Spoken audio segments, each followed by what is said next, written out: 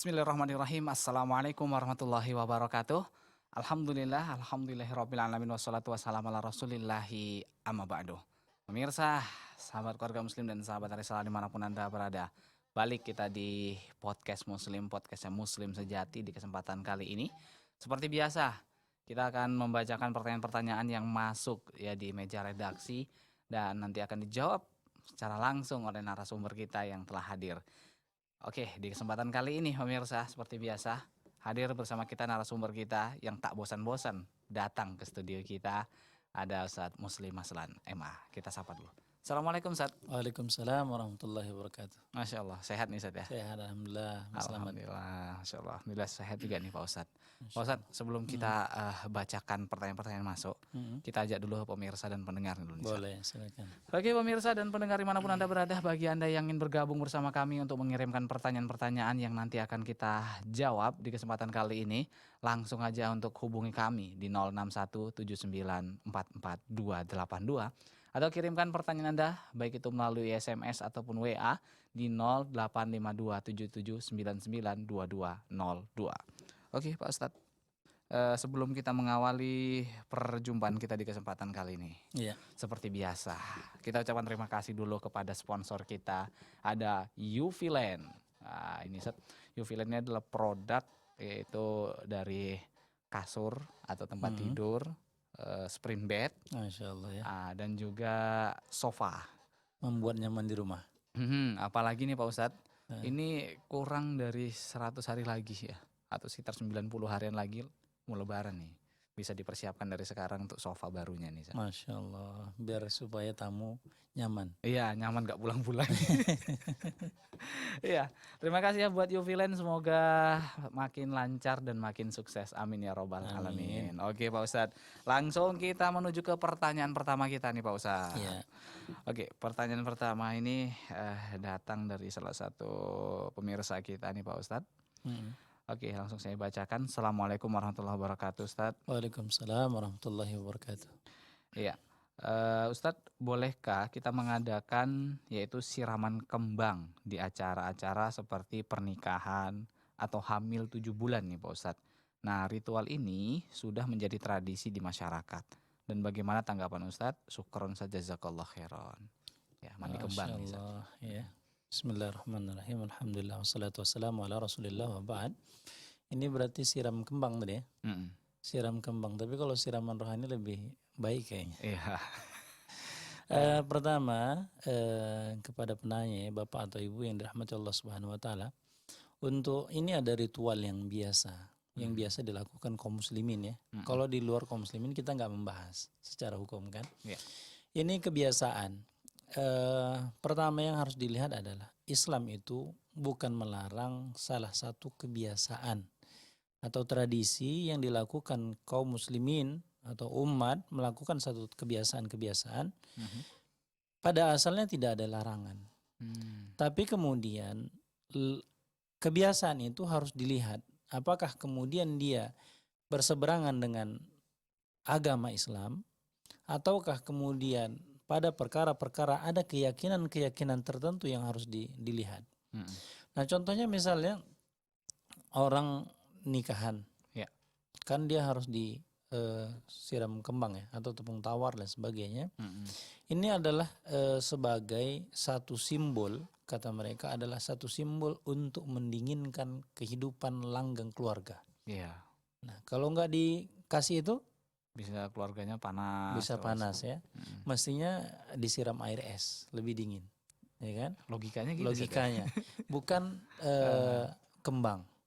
Ini kan kadang-kadang ini praktek kembang ini adalah praktek contoh perdukunan juga menggunakan kembang medianya.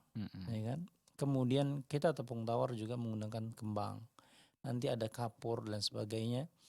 Nah, keyakinan ini yang bermasalah. Contoh Pak Selamat kan, pas duduk anak lempar kembang, secara hukum tidak ada apa-apa, ya kan? Ketika ditaburi kembang misalnya, secara hukum tidak apa-apa. Tapi ketika ada keyakinan merasa bagaimana kelanggengan kehidupan rumah tangga karena ditepung tawari, maka ini satu keyakinan yang tidak benar, ya kan? Jadi kalau misalnya ada orang yang bertengkar antara suami dengan istri, kayak ini belum disiram kembang waktu itu. Mau 1 ton pun disiram, iya kehidupannya ketika dia nggak benar, maka nggak benar. Maka yang membuat benar apa? Yang membuat benar itu adalah ketika seseorang memahami agamanya. Jadi tuntutan ketika kita menikah itu menjadi membentuk keluarga yang sakinah, mawaddah, warahmah itu adalah apa? Harus berdasarkan agama. Oh gitu dia. Jadi tuntutannya harus paham agama. Mau disiram kembang 1 truk, 2 truk, atau sedikit saja sama. Intinya adalah bagaimana orang harus paham terhadap agamanya. Itu dia. Insya Allah maka kata Rasulullah itu, kalau mau nikah itu yang dilihat apa? Pertama jamal, kecantikan, fisik, ya kan? Apakah kita kayaknya nggak mau lah yang hitam, tapi mau yang putih silahkan, ya kan? Kemudian apa yang dilihat? Harta. Mau dilihat harta, banyak hartanya atau sedikitnya? Kalau sedikit nggak mau aku nikah, boleh, ya kan? Kemudian yang ketiga adalah keturunan. Keturunan baik-baik atau enggak? Boleh silahkan. Kemudian yang keempat adalah agama. Kenapa? Karena agama ini pondasi. Maka taribat yadaka. Cantik nggak cantik itu pilihan. Kita boleh memilih yang jelek aku mau, boleh, ya kan? Kemudian keturunannya jelek atau enggak, bagus atau tidak bagusnya, boleh. Kemudian yang tadi harta, miskin atau kayanya, boleh pilihan, kita pilih yang miskin, boleh. Yang kaya boleh. Tapi agama tidak boleh. Nggak ada toleransi di situ. Tidak ada toleransi di sini. Harusnya yang baik agamanya. Itu dia tuntutannya. Apakah ditepung tawar atau tidak? Nggak ada. Nah, kemudian hamil. Ya kan, ada yang 4 bulan, ada yang 7 bulan juga tadi dikatakan. Itu bagaimana ritual ini sama juga. Pada asalnya orang mengatakan, kenapa 4 bulan harus ditepung tawari? Istilahnya apa ya? Nah, ada yang mengatakan ini bentuk syukuran. Karena apa? Karena ditiupkannya ruh. Ya kan, dalam hadis itu kan ketika 4 bulan akan ditiupkannya ruh. Kita merasa bersyukur. Oke. Kemudian 7 itu kan usia kesempurnaan. Ketika orang mau melahirkan, 7 itu kayaknya usia udah sempurna, mau melahirkan. Ya kan? Atau nanti kalau 8 muda lagi, 9 sempurna lagi. Oke, kalau itu mereka mengatakan alasan itu dengan mengatakan syukuran. Tapi pertanyaannya, kalau seandainya tidak dibuat, mereka mengatakan ini berbahaya. Kalimat berbahaya ini, keyakinan mengatakan berbahaya bisa berefek kepada janin, kematian, sakit dan sebagainya. Itu adalah pemahaman yang disebut dengan tatoyur. Jadi ketatoyur nih Ustaz. Nah, kenapa? Karena dia merasa satu pekerjaan apabila tidak dilakukan maka berefek, ada kesialan atau kalau tidak ditaburi bunga, berefek kepada kerukunan keluarga. Enggak ada hubungan antara bunga. Bunganya mau berapa jenis, berapa banyaknya, tidak ada hubungan. Tapi yang bermasalah di sini adalah keyakinan kita ketika memberikan sesuatu yang tidak ada hubungan dengan keyakinan bahaya, manfaat, itu yang menjadi masalah. Dan jatuhnya bisa kepada satu kesyirikan. Jadi efeknya kalaupun kita katakan tidak berkeyakinan tapi mubazir, tidak ada manfaatnya. Ya kan, kadang-kadang ada pakai beras lagi, kadang-kadang beras dibuang, beras warna kuning, warna dan sebagainya. Maka ini bukan pekerjaan kaum muslimin yang baik agamanya. Allah ta'ala. Oke, saya terima kasih atas jawabannya, lengkap nih. Saya taburi bunga, jangan ya. Iya. Oke, orang meninggal nih bunga. Sikit-sikit bunga, nabung duit pun berharap bunga. Lain bunganya. Lain ini saja. Oke, terima kasih atas jawabannya. Nah, pemirsa, langsung aja, tadi sempat bunyi telepon kita. Ya, kalau mau bergabung ada kesempatan 06179442282. Kita tunggu nih. Oke, kita beranjak ke pertanyaan berikutnya nih Pak Ustadz. Iya. Berkaitan dengan tahun baru Pak Ustadz. Iya, dan tampaknya ada penelpon. Kita tunda dulu. Kita angkat dulu nih. Ada siapa? Halo, assalamualaikum. Assalamualaikum. Waalaikumsalam warahmatullahi wabarakatuh, Ustaz. Iya, dengan siapa di mana? Ukti Aisyah, Ustaz. Ukti Aisyah, silakan pertanyaannya singkat aja. Naam Ustaz. Mhm. Assalamualaikum warahmatullahi wabarakatuh Ustaz. Waalaikumsalam warahmatullahi wabarakatuh. Barakallahu fiik Ustaz. Wa fiki Barakallah. barakallah. Ana ada pertanyaan nih Ustaz. Mhm. Mengenai ini Ustaz, dibilangkan kurofat atau tatoyur ya Ustaz, kita nggak paham ini Ustaz. Ya. Tentang orang yang hamil ini Ustaz. Mhm. Iya. Itu kan banyak keyakinan Ustaz ya, kalau istrinya hamil pertama sampai dia melahirkan, suaminya itu ataupun istri ya Ustaz yang hamil tidak boleh menyembelih ayam ataupun yang lainnya gitu Ustaz. Iya. Karena nanti berdampak buruk kepada anaknya gitu kan Ustaz. Mhm. Nah ini kan terjadi pada keluarga saya sendiri itu Ustaz. Jadi Iya. saya bilang memotong ini nggak boleh, motong itu nggak boleh. Jadi kalau mau mencari ikan kan disetrum pakai listrik gitu kan Ustaz. Iya. Nanti kadang kejat-kejat kita bilang gitu kan Ustaz. Iya. Nanti kalau anaknya kejat-kejat kayak mana kita bilang, kita marah-marah gitu Ustaz. Ah, Itu bagaimana gitu Ustaz? Oke. Sudah paham kan Ustaz? Pertanyaan Iya. pertama kan Ustaz? Iya. Mhm. Pertanyaan kedua tentang ini Ustaz. Ini masalah hamilan juga nih Ustaz. Salah hamil lagi. Iya Ustaz. Kalau yang hamil itu katakan mengidap gitu kan Ustaz. Mhm. Kalau tidak dituruti nanti anaknya Inces. kileran gitu kan Ustaz. Afwan ya Ustaz ya. Ah. Apakah benar seperti itu gitu Ustaz? Aha. Kalau ini kok yang diperinginkan kan harganya mahal gitu Ustaz, harus diada-adakan gitu kan Ustaz. Mintanya Kalau enggak mobil ya. nanti itu bagaimana gitu Ustaz? Iya, iya. Tolong penjelasannya Ustaz. Syukran. Assalamualaikum warahmatullahi wabarakatuh. Iya, Waalaikumsalam warahmatullahi wabarakatuh.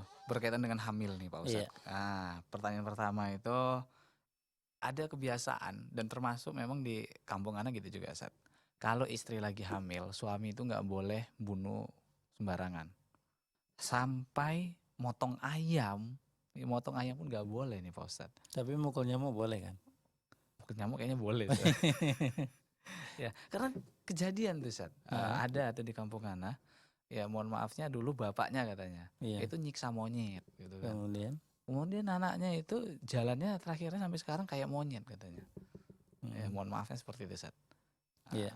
Ini gimana nih Pak Ustadz dengan keyakinan seperti ini Ustadz? ya kaum muslimin, kaum muslimat, baik yang hamil ataupun yang tidak hamil, yang akan hamil ya.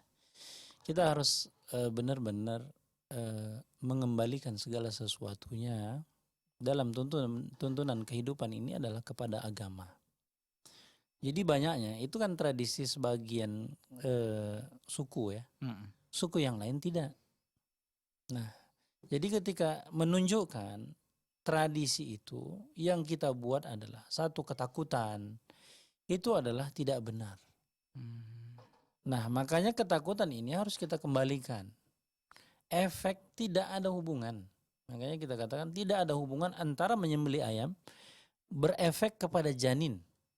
Itu tidak ada. Jadi keyakinan ini tetap saja jatuhnya kepada tatoyur atau khurafat. Jadi jatuhnya kepada khurafat karena ini adalah tidak ada hubungan sebab akibat. Maka Islam itu mengajak kepada orang itu agar berpikir rasional. Jadi menggunakan akalnya. Bagaimana? Kan gak ada hubungan antara ayam yang disembelih di sini kemudian dengan janinnya. Tidak ada. Tapi kalau perutnya misalnya hamil, dipukuli misalnya, nah itu berefek. Kenapa? Karena ada kontak langsung. Iya. Ya kan? Ketika berbicara tentang sesuatu perkara yang tidak ada hubungan, dia harus berdasarkan dalil. Nah, contohnya misalnya ruqyah, orang bacakan, kenapa yang sakit kepala bisa berefek, tidak ada hubungan sebab akibat. Makanya yang sesuatu yang tidak memiliki sebab akibat harus ditarik kepada dalil. Kalau tidak, maka harus dilihat ada tidak hubungan sebab akibat. Jadi dua saja.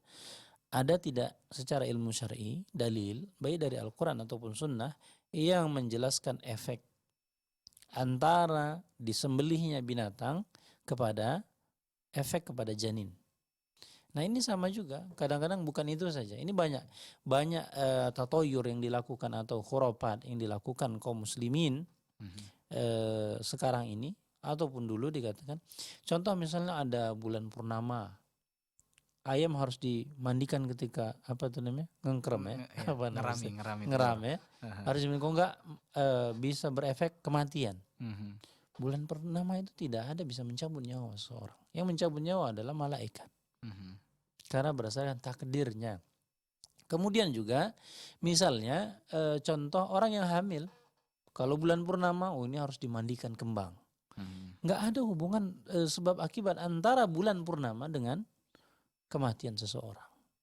Yang menyabut nyawa itu adalah Allah melalui perantaraan malaikat.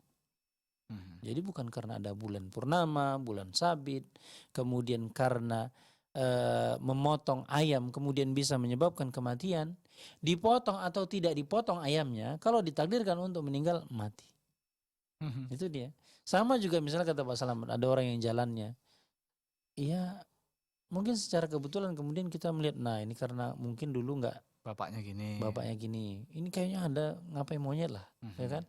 Atau pas anaknya hitam keluar, kayaknya ini dulu memakan satu yang hitam ini, Iya nih. atau membunuh yang hitam dan sebagainya. Nggak ada hubungan. Jadi jangan kemudian menghubungkan sesuatu yang tidak ada hubungan sebab akibat sehingga merusak keimanan kita. Allah. Gitu. Karena sering nih Pak Ustadz, teori kualat itu banyak bermunculan Ustadz. Ya. Iya. Ya itulah kadang-kadang kan kita merasa ini kualat nanti. Kualat nih. Ya kan? Nanti dibales nih. Kemudian terjadi misalnya. Terjadi kadang-kadang itu pas kebetulan. Kadang-kadang setan juga memang untuk menjerumuskan manusia, dia berusaha bagaimana kelihatan langsung terjadi. Gitu dia berusaha. Agar apa? Agar kita semakin terjerumus. Tujuan setan kan gitu. Kayak mana supaya orang ini, iman yang lemah ini terus masuk. Iya. Dan menjadi dai-nya setan. Ya kan?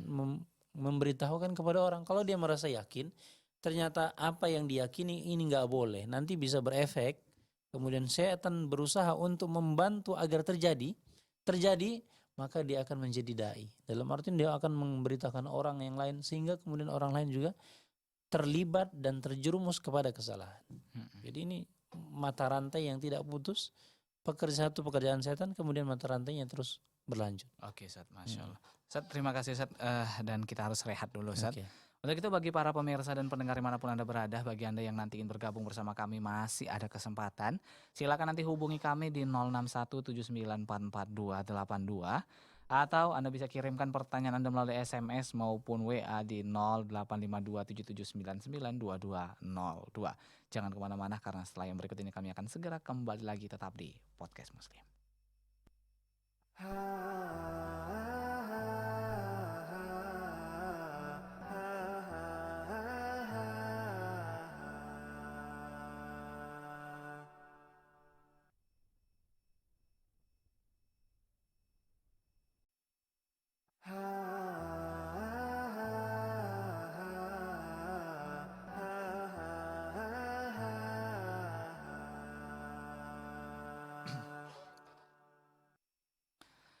Iya pemirsa, kembali lagi kita di Podcast Muslim, podcastnya Muslim Sejati.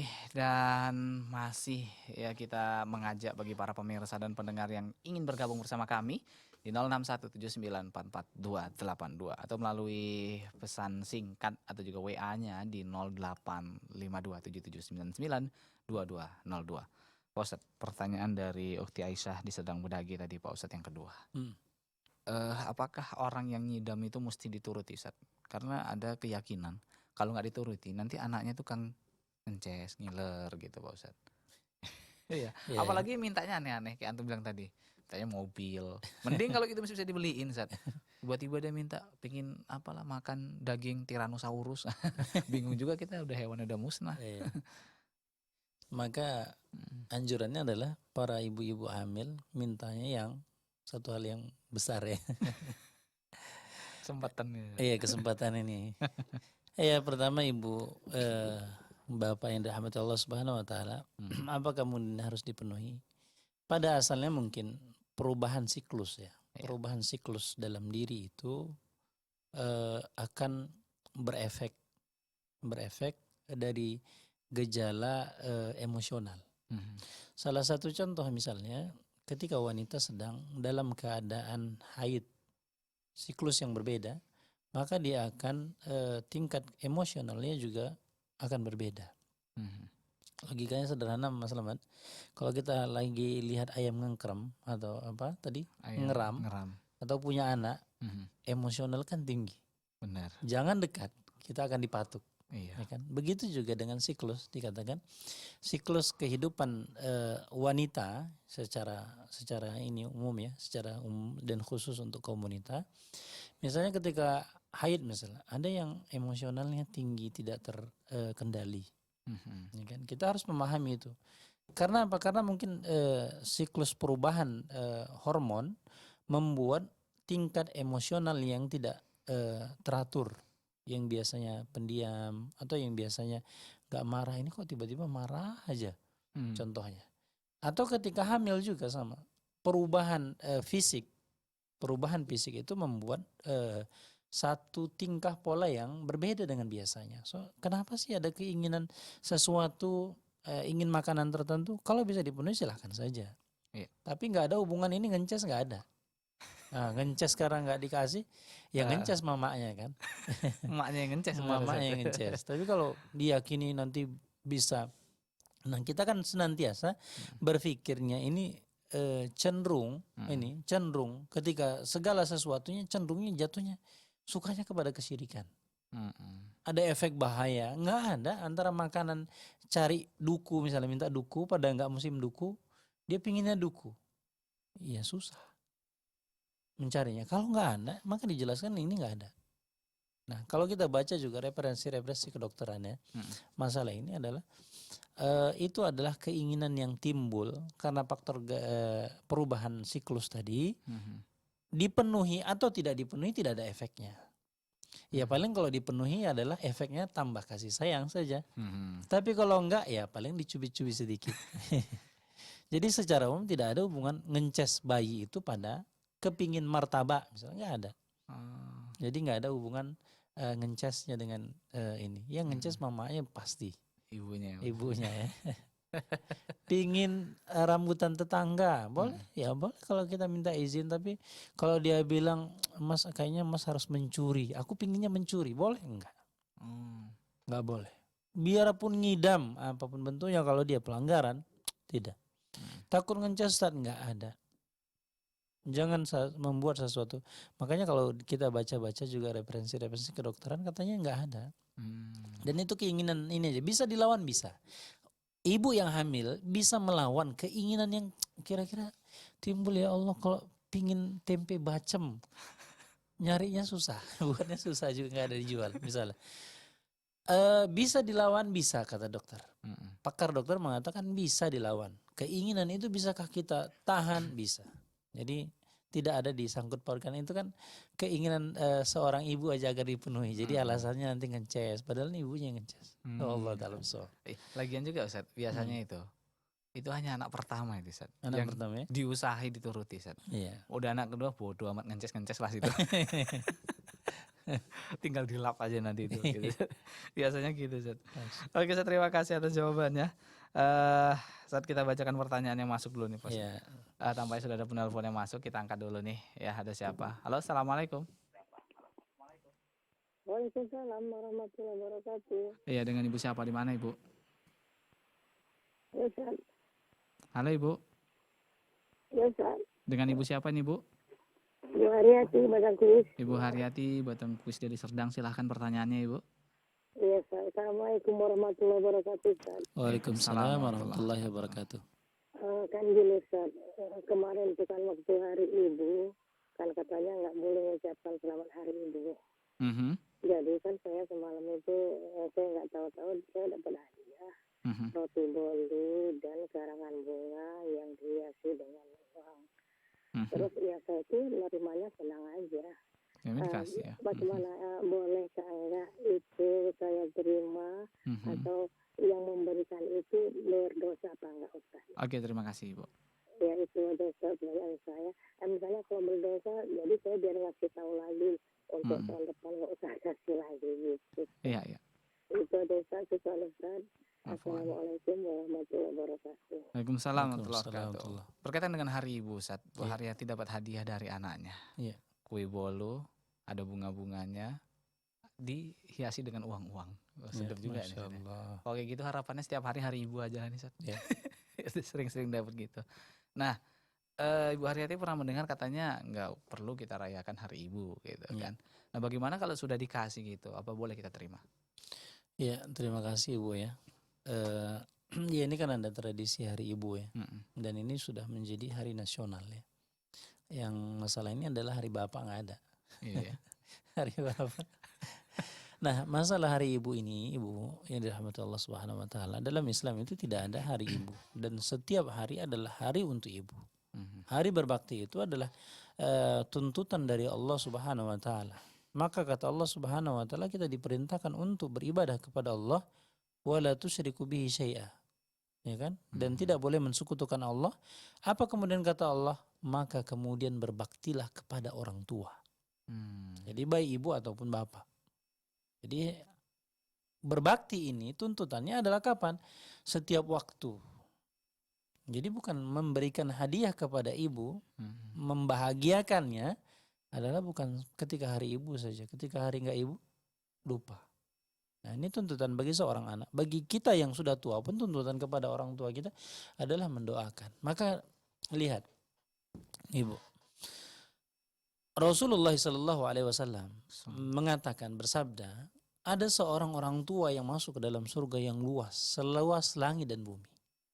Kemudian dia mengatakan, ya Allah, saya ini tidak beribadah di dunia.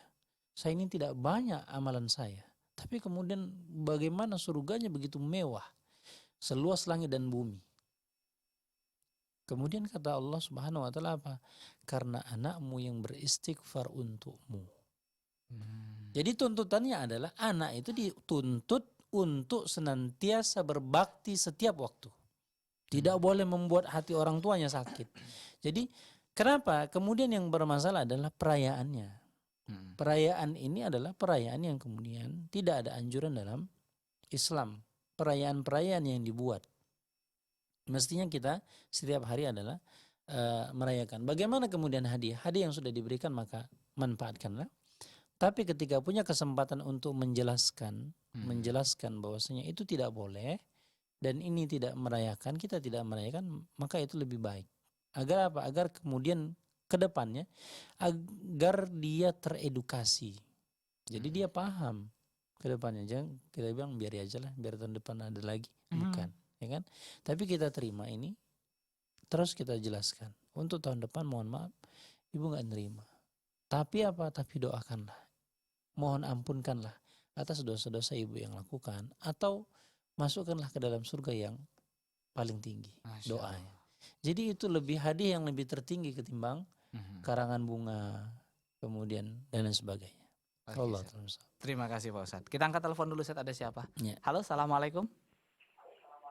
Waalaikumsalam Ustadz. Iya, dengan siapa di mana? Dengan Mama Rani Ustadz di Tebing Tinggi. Iya, silakan Marani pertanyaannya. Iya Ustadz, ini berkenaan dengan ibu juga ya Ustadz. Iya. Jadi ada gitu teman suka ngomong ke saya, dia agak gimana gitu sama ibunya ya. Kadang kan ibunya suka menyumpah-nyumpahin gitu Ustadz.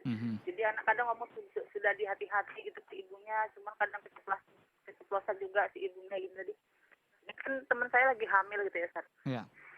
Jadi dia suka ngomong gini mamanya, kalau udah marah sedikit aja dia kusumpahin deh kok kau melahirkan kalau belum nyuci kaki ibu nggak bisa lahir anakmu gitu. Itu bagaimana Ustadz menyikapi ibu yang seperti itu Ustadz? Lalu dia mendoakan semoga ibunya tidak seperti itu, tapi tetap aja ibunya ngomong seperti itu. Dia kan lagi hamil takut gitu. Apakah sumpah itu berlaku gitu Ustadz? Iya. Nah itu aja Ustadz. Assalamualaikum. Assalamualaikum warahmatullahi wabarakatuh.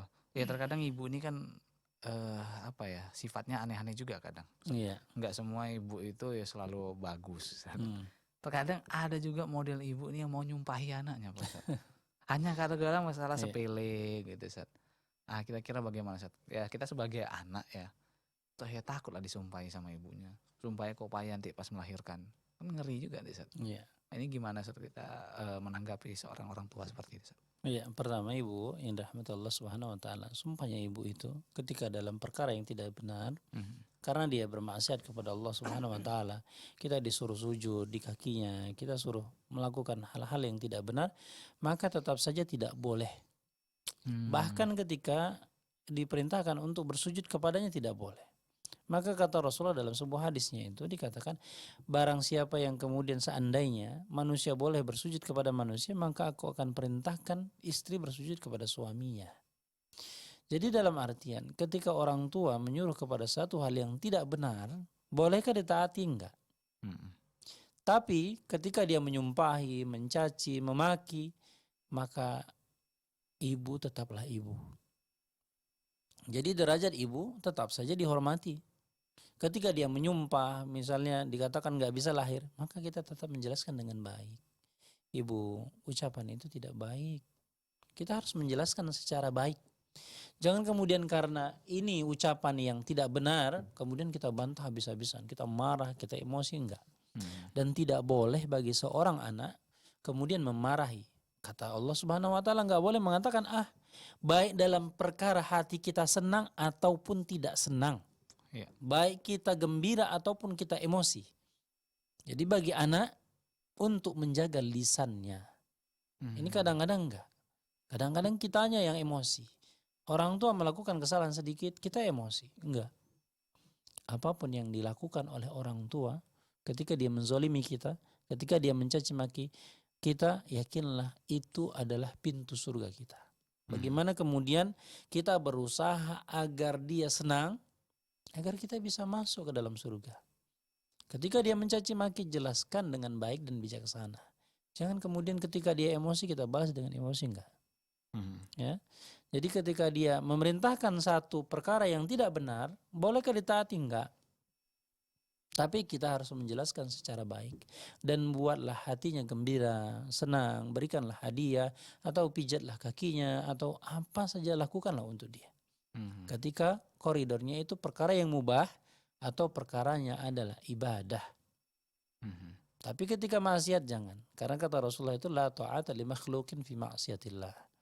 Tidak ada ketaatan kepada makhluk, baik ibu, baik bapak, suami, istri, anak, tetangga, manusia, dikatakan ketika berbicara tentang melampaui batas. Adalah dalam artian bermaksiat kepada Allah Subhanahu wa taala. Allah taala. Oke, Pak Ustadz, terima kasih Pak Ustadz. Pak Ustadz, kita kembali rehat lagi Pak Ustadz ya. Boleh. Oke, nah pemirsa dimanapun Anda berada jangan kemana-mana karena setelah yang berikut ini kami akan segera kembali lagi. Tetap di Podcast Muslim.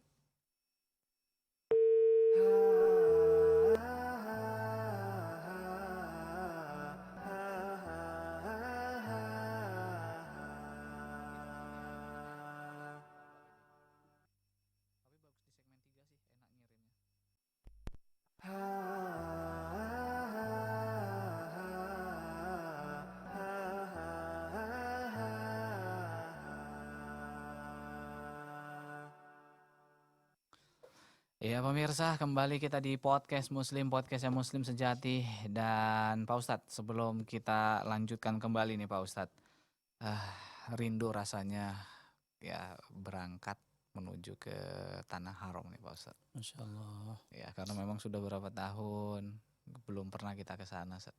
Itu mungkin imannya Iya. yang buat kita rindu kepada Baitullah. Apalagi dengan usia-usia yang katakanlah sudah tua gitu kan Ustadz. Iya. Ada uang, tapi kapan lagi gitu ya? Atau ada keinginan uang udah ada, tapi masih bingung, ragu gitu Pak Ustadz untuk berangkat umroh. Iya, mudah-mudahan lah Mas Slamet ya. Tapi kan alhamdulillah kemarin tuh sudah ada uji coba ya. Uji coba berangkat ke sana, kumpulan para travel ya. Iya. Sudah mulai dibuka. Sudah mulai dibuka nih sudah. Alhamdulillah. Untuk itu bagi para pemirsa dan pendengar dimanapun Anda berada yang ingin berangkat umroh ya, silakan mendaftarkan dirinya ya untuk berangkat umroh dengan Sadar Group. Nah, insya Allah nih dengan Sadar Group nanti berangkat ya untung-untung sama antum Sat ya. Iya insya Allah. Insya Allah. Insya Allah bulan Februari. Februari ini Sat. Iya. Alhamdulillah. Nah, yang ingin berangkat di bulan Februari bersama usaha Muslim silakan langsung daftarkan diri Anda di Sadar Group. Nah, ini di bawah kita ini sudah ada apanya nih websitenya. Jadi silakan cari-cari informasi tentang Sadar Group nih ya. Oke, atau juga nanti bisa hubungi Ana. Jadi canggih. Boleh juga itu. Boleh. Atau langsung ke Ustadz Muslim bisa ya. Langsung nih daftarkan diri Anda ke Sadar Group karena untuk harga masih ekonomis nih Ustaz. Iya. Dan layanan insya Allah dijamin lah. Nginepnya bukan di emperan tapi di hotel. Masya Allah. Ya. Oke, terima kasih kepada Sadar Group ya telah menjadi sponsor kita di kesempatan kali ini. Oke, Pak Ustadz kita lanjut nih Pak Ustadz. hari ini pembahasan kita itu banyak bercerita tentang ibu hamil dan ibu lah, berkaitan dengan ibu semuanya. Iya, hari ibu. Hari ibu. Tapi karena ini sebentar lagi tahun baru, saya mau ke pertanyaan ke tahun baru nih Pak Ustadz. Iya. Ya Ustadz, saya tidak merayakan tahun baru. Alhamdulillah nih pertanyaan Ustadz. Nah pertanyaannya, bolehkah kita hanya sekedar melihat kembang api perayaan tahun baru nih Ustadz? Mau nggak mau lah nih Ustadz. Karena kalau udah masuk jam 12, ini apalagi kalau untuk di kota Medan nih Ustadz ya, keliling nih semua. Itu udah kembang api, bunga api semua itu. Nggak ditengok, pengen nengok Ustadz. Penasaran, ludur apa ini sih? Cantik ya rupanya. Gimana Ustadz, boleh nggak nih Ustadz? Ya, terima kasih kepada Bapak Ibu kaum muslimin yang dirahmati Allah Subhanahu wa taala. Perayaan tahun baru itu secara umum adalah tidak boleh kita kaum muslimin untuk mengikuti perayaannya. Jadi perayaan itu yang dimaksud perayaan adalah ikut sukacita gembira. Datang, menghadiri, menyaksikan ataupun melakukan. Jadi bagi kita yang menyaksikan saja, Ustadz aku nggak yang hidupkan kembang apinya, atau aku yang tidak membakar petasannya, Ustadz aku yang tidak nyumbang uangnya, tapi aku ikut hadir, nonton, meramikan dan merayakan, maka secara hukum sama. Karena apa? Karena kata Allah Subhanahu wa taala, ta'awanu 'alal birri wat taqwa wa la tata'awanu 'alal itsmi wal 'udwa. Bahwasanya kita diperintahkan adalah untuk tolong menolong untuk ketakwaan. Ada orang yang bangun masjid, kita nggak bisa nyumbang uang untuk masjid, tapi kita mendoakannya. Ya Allah, mudah-mudahan mereka diberikan kemudahan rezekinya. Atau ketika kita tidak bisa membantu uang, kita menutupkan misalnya semennya yang mau terkena hujan, ya kan? Atau memberikan minum kepada orang yang kerja. Jadi kita tolong menolong untuk kebaikan, ini perintahnya. Sementara ketika sesuatu yang maksiat, yang tidak dibolehkan, ketika kita ikut serta, baik menyaksikan, tepuk tangannya, gembiranya, tersenyumnya, datangnya, kemudian membuat keramaiannya, maka termasuk ke dalam satu perayaan. Nah, jadi bolehkah? Secara hukum tidak boleh. Maka seyogianya kaum muslimin adalah ketika ada perayaan tahun baru, yang perayaan ini adalah notabene-nya bukan perayaan Islam yang disyariatkan, maka tidak boleh diikuti. Baik pun tuntutan itu adalah anak yang narik-narik kita, ayo ayah kita lihat kembang api. Maka secara hukum kita harus menjelaskan kepada anak dan istri kita, kepada keluarga kita, bahwasanya itu bukan perayaan kaum muslimin. Ya kan? Bukan perayaan kaum muslimin. Dan ketika kita ikut berbahagia dengan sukacita, maka kita termasuk ke dalamnya. Wallahu ta'ala. Oke Pak Ustadz, itu bukan perayaan kaum muslimin. Ya. Pertanyaan kembali nih Pak Ustadz, bagaimana ketika terjadi perayaan kaum muslimin? Ya. Ini banyak juga nih kaum muslimin yang latah ikut bakar-bakar kembang api nih, pas lebaran kita. Nah, ini gimana Pak Ustadz? Ya, nah di sini tadi mengikuti perayaan secara hukum tidak boleh. Bagaimana kalau di perayaan kita dengan sukacita, kita yang harus menggembirakan, kemudian dengan membakar kembang api, kemudian mercon dan sebagainya, secara hukum juga tidak boleh. Perayaan itu dikatakan adalah pertama dengan ibadah, dengan sukacita, dengan bergembira, ya kan?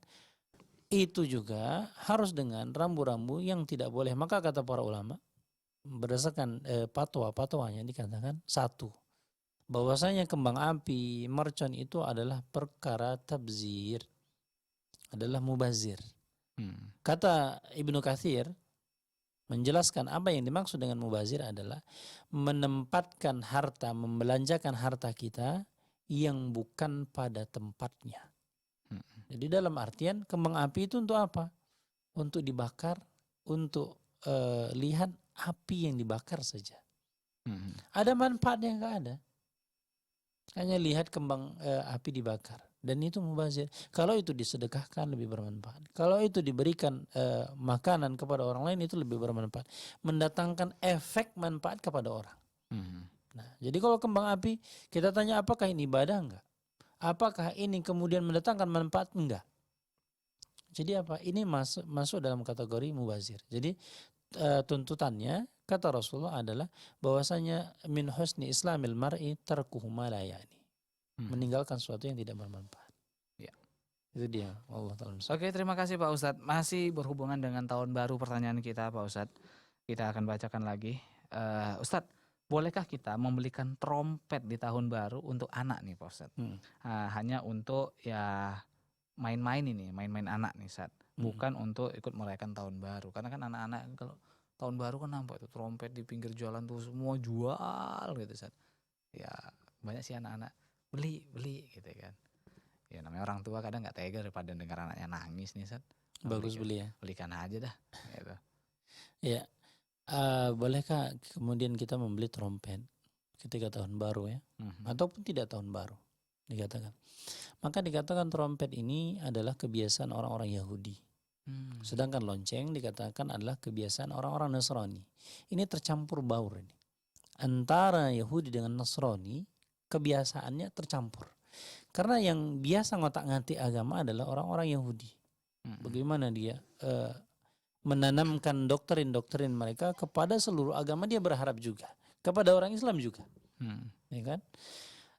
Sehingga kemudian dikatakan trompet itu adalah satu kebiasaan yang dilakukan orang-orang Yahudi.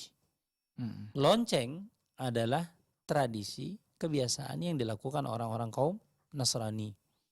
Jadi ketika ini adalah satu ritual orang-orang Yahudi menggunakan trompet, maka kita tidak boleh mencontohnya. Karena perkara ketika mencontoh itu pada perkara yang ranahnya masuk kepada ranah agama, maka secara hukum tidak boleh. Sama misalnya contoh menggunakan topi Santa Claus. Boleh? Enggak boleh. Karena itu adalah simbol. Simbol itu kan banyak. Simbol itu bisa berbentuk fisik, bisa berupa ucapan. Contoh misalnya, kita katakan ketika ada orang non-muslim mengucapkan asyhadu an la ilaha illallah wa anna Muhammad Rasul, apakah dia masuk dalam Islam? Masuk. Kan ucapan saja. Sama dengan ucapan tahun baru, ucapan Natal dan sebagainya, bolehkah? Enggak. Karena ucapan itu kan kita hanya sekedar bermuamalah Ustaz. Bermuamalah itu ada batasannya. Bermuamalah itu harus ada aturannya. Toleransi gitu juga Ustaz. Ya, toleransi bukan berarti kemudian kita ikut. Nah, bukan berarti kita harus mengikuti ibadah dia, kesenangan dia, sukacita dia terhadap agamanya, kemudian kita menjadi senang. Karena apa? Karena merasa, oh aku kan tetangga. Ya kan? Kalau dia lagi pesta babi misalnya, atas dasar nama tadi toleransi. Atas dasar nama muamalah. Ini kan banyak syubhat yang ditawarkan ini. Dikatakan karena kan kita ini adalah babnya bukan akidah tapi muamalah. Sama juga kalau mereka lagi pesta miras misalnya di depan rumah mereka, yang itu mereka dibolehkan dalam agamanya misalnya. Apakah kemudian kita mau ikut gabung? Enggak. Kan? Ada lagi yang agama lain mengatakan tukar istri. Ya kan? Apakah kemudian ketika kita menghormati bab ini adalah bukan bab hudud, kita katakan bab hukum, tapi ini adalah bab muamalah. Kalau semua agama kita konotasikan kepada muamalah, maka hancurlah agama ini. Jadi nggak benar kita mengatakan ini adalah babnya muamalah, tapi ini babnya adalah akidah. Ucapan itu punya konsekuensi, ya kan? Sama juga dengan ingin ikuti perayaan dan sebagainya, maka dikatakan ini berbahaya bagi kaum muslimin untuk tidak ikut-ikutan. Allah ta'ala. Oke, saya terima kasih atas jawabannya. Nah pemirsa, tampaknya pertanyaan tadi menutup perjumpaan kita di kesempatan kali ini. Untuk itu kami ucapkan terima kasih atas kebersamaan Anda. Dan kami ucapkan terima kasih juga kepada Ustadz yang telah hadir, telah menjawab pertanyaan-pertanyaan kami. Syukran jazakallahu khairan. Ya, dan tak lupa pula kami ucapkan terima kasih kepada sponsor kita, ada UV Line dan juga ya Sadar Group ya telah menjadi sponsor kita di kesempatan kali ini. Semoga apa yang menjadi usaha kalian semua yang menjadi berkah oleh Allah Subhanahu wa taala. Amin ya rabbal alamin. Dan langsung aja kita tutup perjumpaan kita dengan doa kafaratul majelis. Subhanaka Allahumma bihamdika asyhadu an la ilaha illa anta astaghfiruka wa atubu ilaik. Assalamualaikum warahmatullahi wabarakatuh. Ah.